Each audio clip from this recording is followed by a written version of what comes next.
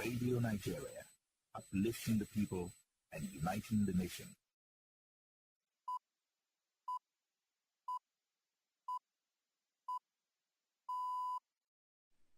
The time is 7 o'clock.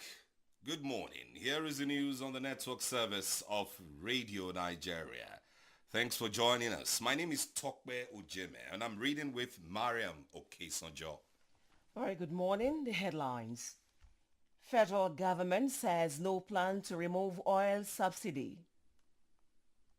IMF will say fuel subsidies are better removed so that you can use the resources for other important sectors. And in principle, that is a fact to do so. But in Nigeria, we don't have any plans to remove fuel subsidy at this time. Stakeholders converge on Abuja to discuss on improving seed quality. Correspondent examines the controversies surrounding the consumption of GMO foods. Causes of cancer are enormous. Can't tie it down to GMO. Nigerians need GM crops. It causes no cancer.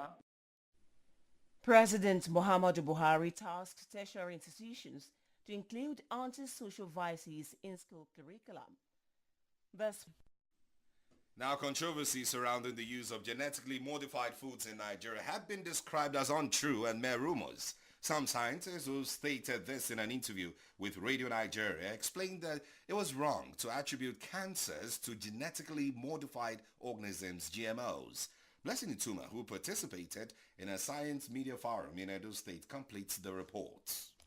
The scientist who stated this at the sideline of the Forum on Agricultural Biotechnology, OFAB, held at the Grenadian University Okada in Edo State, noted that lack of adequate science communication was responsible for wrong information to the public on foods, innovations and biotechnologies, especially on GMOs. The country coordinator of OFAB, Dr. Rose Gidado, pointed out that the genetically modified organisms have no health implications and that cancer was as a result of many factors, including wrong diet and less of vitamin B17, which can be gotten from apples. Another scientist, Professor Nasiruddin Suleiman, with the Federal University of Lokoja, observed that the introduction of GMOs was to address issues of food insecurity in the country by improving their nutritional contents and that they do not cause cancer. GMO is nothing but just to introduce certain defectives in a particular crop, which probably has a causing problem. It could be yield, it could be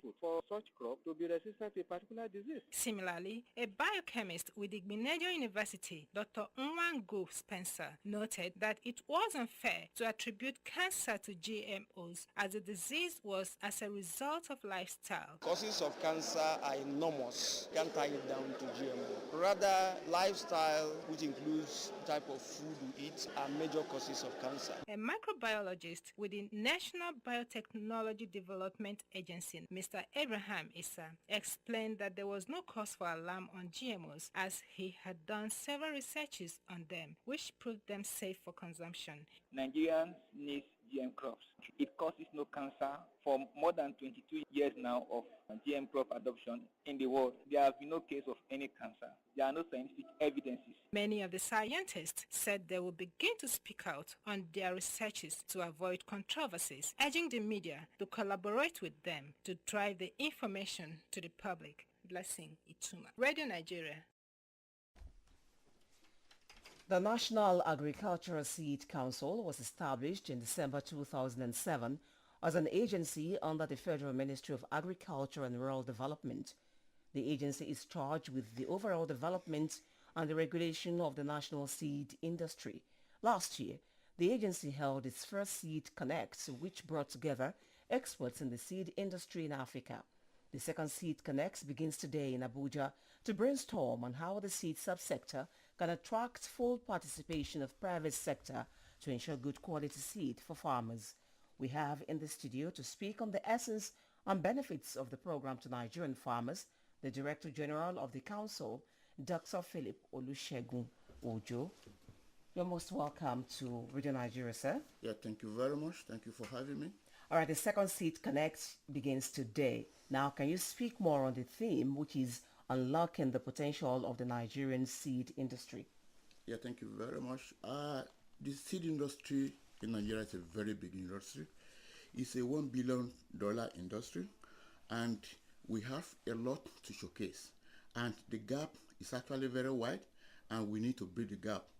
We did the Sea Connect 2018 last year, and this is the way to go. Particularly, we need to move the seed industry forward, and that's exactly why we are bringing all stakeholders around the world together today and tomorrow in order to showcase what we have, look at the gaps, and see where there are issues where we need to move forward. That's exactly why we are coming together today and tomorrow in order to brainstorm and ensure that we move the agricultural situation in this country forward.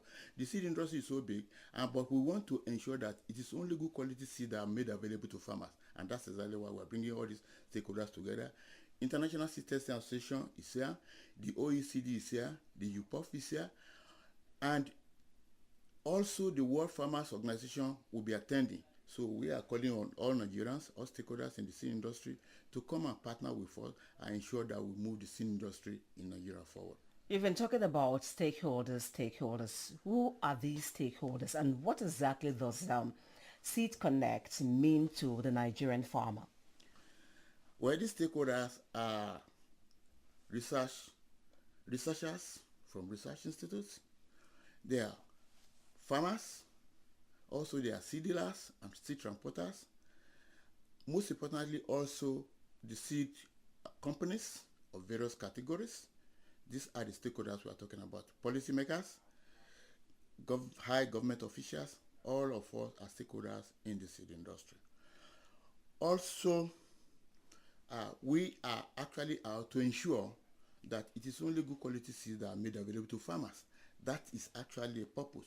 All stakeholders, particularly partners from Nigeria and abroad, are actually being brought together to ensure that we move this country forward and ensure that everything is actually done to make good quality genetics available to Nigerian farmers. Dr. Olusegun Ojo, talking genetics now, there's been so much talks and controversy on genetically modified foods.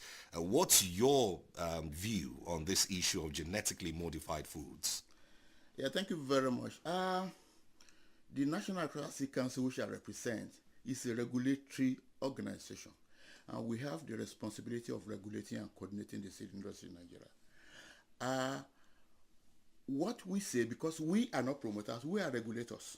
Everything that has to do with the industry is our responsibility to regulate. Though the NBME regulates the GMO specifically, but we regulate the industry generally. So that's exactly what we do. But the seed policy makes it very clear that before any of these technologies are actually introduced, there is a need for domestication, there is a need for capacity building, both human and material. Are we doing that? We are doing that, but we are actually starting, but we need to move very, very fast in order to be able to ensure that we do things properly. So there are advantages, is that what you're saying about GMO seeds, probably? Generally, there's nothing that has no advantages and disadvantages, and that's exactly, it applies to all technologies, and GM is part of this technology we're talking about. Okay, Dr. Ojo, good quality seed, no doubt, will translate to food security, and that's all we're yearning for in Nigeria. How far have you gone to ensure the mandate is realized? We are doing all the needful within the available budgetary allocations to ensure that we do the needful to make good quality seeds available to farmers. We are regulating and we are coordinating, because we don't produce. Seed companies are the ones that are producing seed enterprises.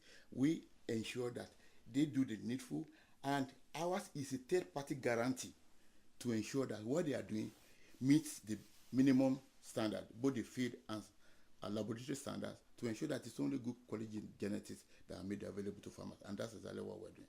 Before we let go of you, I would like you to, because some people, just like my colleague asked you earlier, about the controversies surrounding GMOs, some have said that is responsible for cancer. Do you agree with that? I am an agriculturalist. I'm not a medical scientist, so I won't be able to say it causes cancer. But I hear too, but I won't be able to say for certain, because I am an agriculturalist. I'm not a medical expert. You're saying no side effects from GMOs? I don't think there's nothing that has no side effect. Even water has its own side effect if you take it in excess. But what I'm telling you is that my area of specialization is actually different from where you are asking me this question. Okay, all right. We'll leave it at that. That was the Director General of the National Agricultural Seed Council, Dr. Philip Olusegun Ojo, talking on the Seed Connects meeting taking place this morning in Abuja.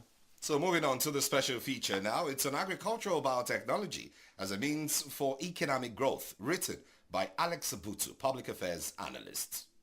The growth of Nigeria is tied to the ability of its various sectors to flourish in their different mandates. Oil and gas, finance, manufacturing, mining and agriculture are only a few of the numerous sectors that contribute to Nigeria's gross domestic product (GDP).